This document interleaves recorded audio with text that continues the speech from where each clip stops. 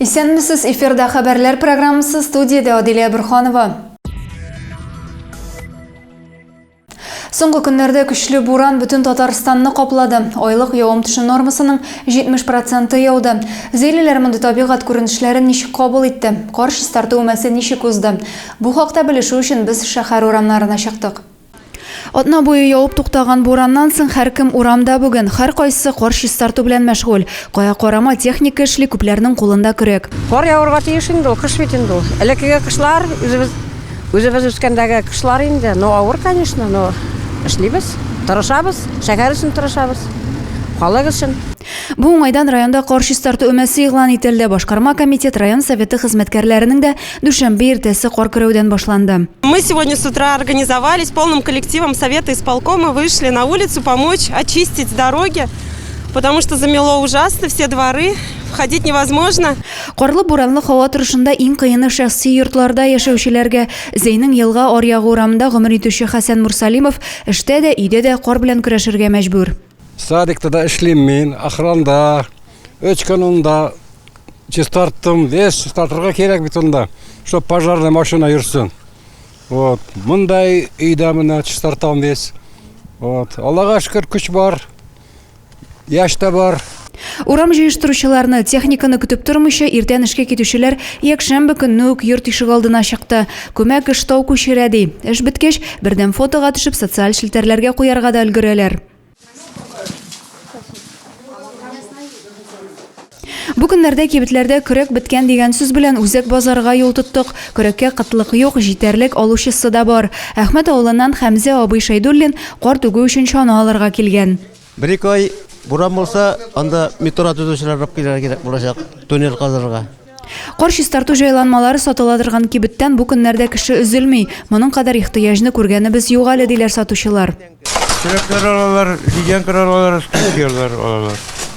Скрипок тоже әйбәт алалар. Ледянкалар, ну көрәкләр күбрәк. Иртүк ашабыз гына кар чистартканда уже килеп җитәләр дә бөтен кешегә кирәк. Зәйнең юл хезмәтләре дә бу көннәрдә көчәйтелгән режимда эшли. 40-ка якын техника шәһәр һәм район юлларын чистартуга җәлеп ителгән. Адилия Бурханова, Максим Майоров, Юлия Казамарова, Зәй хәбәрләре. Зәйнең энергетик мәдәният сараенда махсус хәрби операциядә катнашкан 3 ир-егетне хөрмәтләделәр. Аларга медаль һәм хәрби хәрәкәтләр ветераны таныклыклары тапшырылды. Тантаналы чарадан безнең репортаж.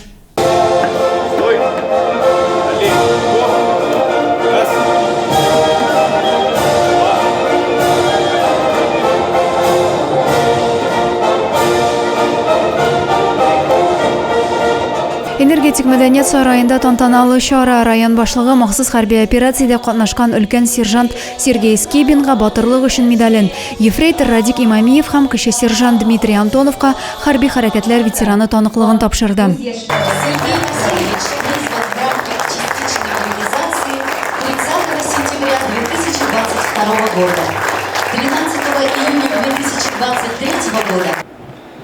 Многие наши военнослужащие, сегодня уже более 50 наших военнослужащих награждены государственными наградами, боевыми государственными наградами, в том числе и гражданскими государственными наградами за участие в специальной военной операции.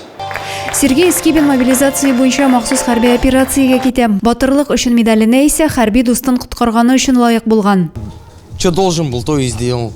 В принципе, я не знаю, я особо себя героем и не ощущаю.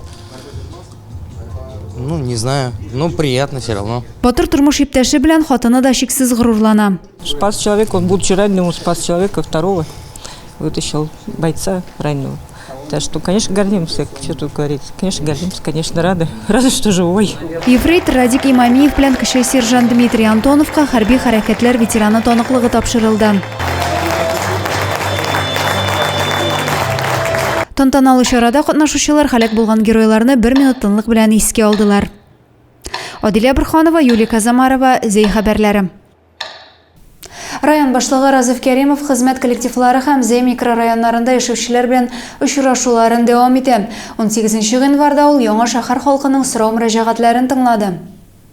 Район башлыгы үз чыгышында Яңа шәһәр микрорайонында яшәүчеләрне Зәйнең социаль-икътисади хәле 2024 елга бурычлар белән таныштырды.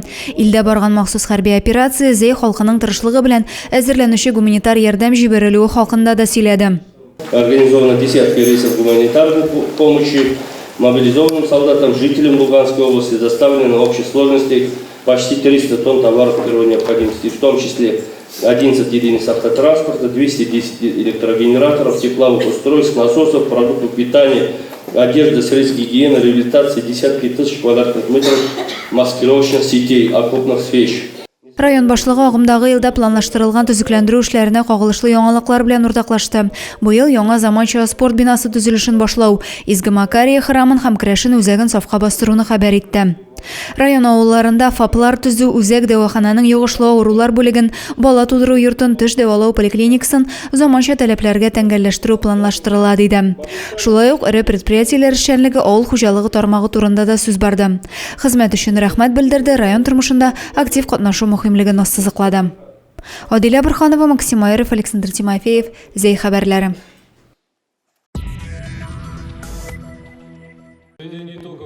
Егерме икенче гыйнварда район башлыгы Разиф Кәримов Татарстан Республикасы төзелеш, архитектура һәм торак коммуналь хуҗалык министрлыгының йомгаклау коллегиясе утырышында катнашты.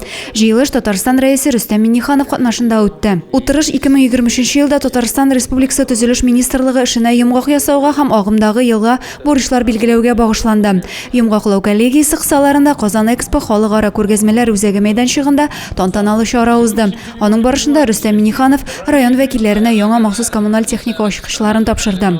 Зима показала, на какой может быть. И я считаю, что обеспечение техникой – это залог того, что наши улицы, дворы будут чистыми. Шунсы куанычлы алар арасында Зәй районы да бар. 45 берәмлек техниканың икесе безнең районга бирелде. Алар яңа МТЗ тракторлары. Зәй политехник көллияте берничә ел дәвамында кулинар традицияләрне саклап бәйгесен уздыра. Мәктәп укучылары үзләрен аш-су әзерләү буенча саныйлар. Безнең төшерү төркемендә яшь пешекчеләр белән аралашып кайтты. Аксар мәктәп укучысы Энҗи Миңнуллина политехник көллият оештырган аш-су әзерләү бәйгесендә катнаша. Пешеренергә осталыгым бар, исәбем конкурста сынатмаска ди ул елмаеп. Без бүген пешердек 2 ризык, винегрет һәм пирог. Конкурс таләпләре буенча алдан әзерләп куелган чүпрәле камырдан төрле эшлекле пироглар һәм винегрет салаты ясарга кирәк. Укучыларның осталыклары һәркемне сөендерә. Кулинар традицияләрне саклап дип исемләнгән бәйге уку йортында 4нче тапкыр оештырыла. Шәһәр һәм авыл мәктәпләренең 7-8 сыйныф укучылары чакырылган. Бу бәйге безнең гаилә елына багышланган, төп максаты гореф-гадәтләрне буыннан-буынга тапшыру. Бездә бүген 7-8 сыйныф укучы балалары катнашалар. Җыелган балалардан чыгып бәйгегә нәтиҗә ясалачак. Конкурс биремнәре берничә юнәлеш буенча бәяләнә. Иң катлаулысы жюрига йөкләнгән, чөнки иң лаеклыларны алар билгеләячәк. Адилә Борханова, Юлия Казамарова, Зәй хәбәрләре. 22 гыйнвар 16 сәгать 30 минутта 88 янгын сөндерү бүлегенә Баныкин урамында йорт яну турында хәбәр ителә. Биредә 2 гаиләгә исәпләнгән йортның бер өлеше яна. Халык булучылары юк, янгын сәбәбен ачыклау буенча тикшерү эше бара. Бүгенгә шундый хәбәрләр иде. Районыбыз турында яңа һәм тулырак мәгълүматны сез Зәй яңалыклары сайтыннан һәм безнең социаль челтәрләрдән белә аласыз. Ә мин сезнең белән сау булашам, исән-имин булыгыз.